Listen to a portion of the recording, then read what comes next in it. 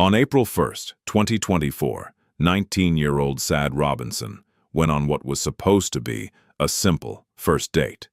Robinson, a college student from Milwaukee, had recently met a man while out with friends. That night, she agreed to meet him for dinner. The man was 34-year-old Maxwell Anderson.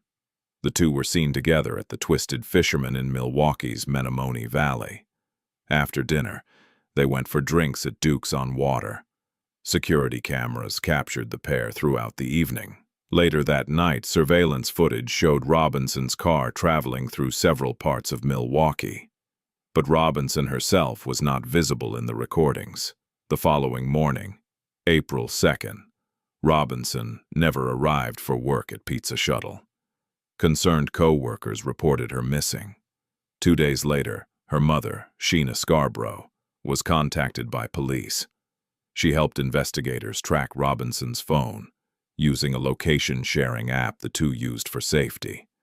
But by that time, something far more disturbing had already been discovered. That same day, Robinson failed to show up for work.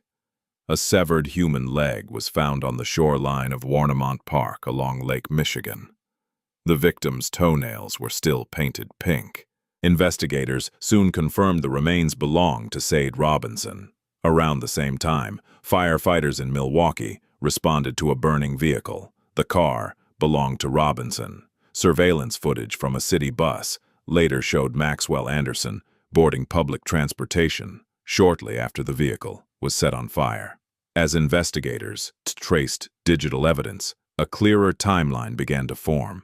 Location data showed Robinson's phone near Anderson's home on Milwaukee's south side on the night of their date. Hours later, the phone appeared to travel around the city before becoming stationary near Warnemont Park, the same location where her remains were found.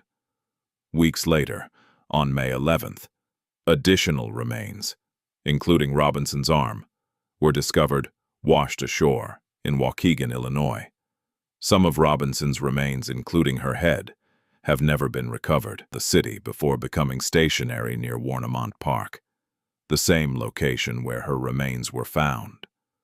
Weeks later, on May 11th, additional remains, including Robinson's arm, were discovered washed ashore in Waukegan, Illinois.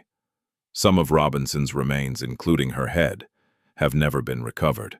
During the investigation, prosecutors said Anderson had brutally and callously killed Robinson and then dismembered her body before scattering the remains across Milwaukee County.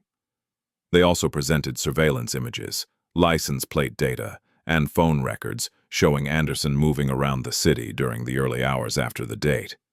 When investigators searched Anderson's home, they did not find a visible crime scene. However, they discovered images on Anderson's phone that showed Robinson unconscious or face down on his couch.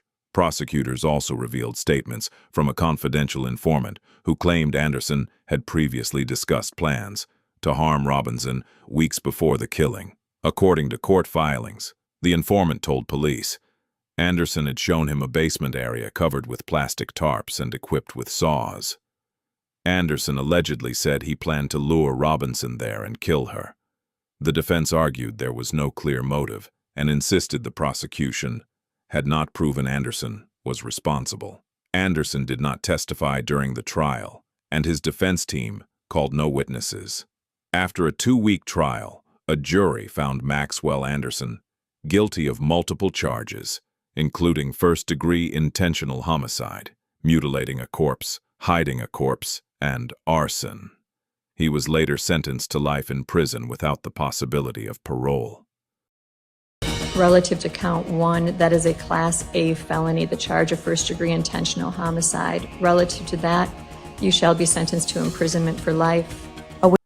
Anderson allegedly said he planned to lure Robinson there and kill her. The defense argued there was no clear motive and insisted the prosecution had not proven Anderson was responsible. Anderson did not testify during the trial, and his defense team called no witnesses. After a 2-week trial, a jury found Maxwell Anderson guilty of multiple charges, including first-degree intentional homicide, mutilating a corpse, hiding a corpse, and arson. He was later sentenced to life in prison without the possibility of parole. But for Robinson's family, the verdict did not bring closure. During sentencing, her younger sister spoke through tears, describing the loss of the person she looked up to most.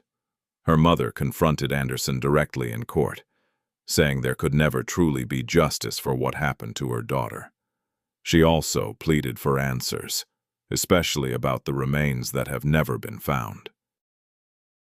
In the months following Robinson's death, her mother founded the Sade's Voice Foundation, an organization created to advocate for missing and murdered women of color and to push for stronger law enforcement response to missing persons cases.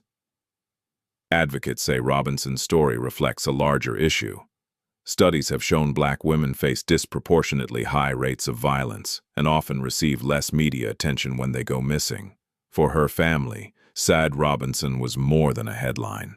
She was a daughter, a sister, and a young woman studying criminal justice at Milwaukee Area Technical College with plans to join the military.